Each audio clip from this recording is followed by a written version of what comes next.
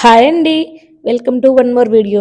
ఈరోజైతే బంగాళదుంపల ఫ్రై అయితే చేసుకుందామనమాట. బంగాళదుంపల ఫ్రై ఇలా చేసుకుంటే చాలా అంటే చాలా టేస్ట్‌గా ఉండిద్ది. ఇంకా పక్కన రసం పెట్టుకొని ఇదేసుకొని తింటూ ఉంటే చాలా బావుంటదనమాట. ఫస్ట్ అయితే బంగాళదుంపలు కట్ చేసుకొని కుక్కర్‌లో వేసుకున్నాను. ఈ లోపలైతే బంగాళదుంపల్లోకైతే నేను ఇక్కడ ప్రిపేర్ చేసుకుంటున్నాననమాట మసాలా అనమాట ఇదైతేను. జీలకర్ర, కొంచెం చిన్నుల్లిపాయలు, అల్లం ముక్క, పచ్చిమిర్చి ఇవైతే బాగా యేసుకొని దంచుకోవాలి ఫస్ట్. ఆ దంచుకున్న ముద్దని పక్కన పెట్టుకొని, ఇంక ఉడికించుకున్న బంగాళదుంపలకైతే పొట్టు తీసుకొని చిన్న చిన్న ముక్కలుగా కట్ చేసుకొనున్నానండి.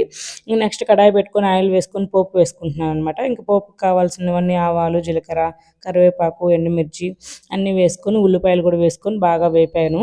ఉల్లిపాయలు ఒక 50% వేగాయి అన్నప్పుడు నేను దంచి పెట్టుకున్న మసాలా కొంత కూడా యేసేసి అది కూడా బాగా ఫ్రై చేశాననమాట. ఇంక తర్వాత ఉడకబెట్టుకున్న బంగాళదుంపల ముక్కలైతే ఇలా తీసుకొని దీంట్లో కలిపేసి బాగా దీన్ని కూడా ఫ్రై చేసుకున్నట్లు కలుపుకుంటే బాగా ఒక 3 నిమిషాలు గాని బాగా వేపుకున్నామనుకో ఆ మసాలాలో అంతా బాగా పట్టి భలే టేస్ట్‌గా ఉంటదనమాట ఈ ఫ్రై అయితే. మీలో ఎంతమంది ఇలా చేసుకొని తింటారో కామెంట్ చేయండి. అలాగే మన వీడియోస్ నచ్చితే లైక్ చేసి మన ఛానల్‌ని సబ్స్క్రైబ్ చేసేయండి. ప్లీజ్ సపోర్ట్ అయితే చేసేయండి.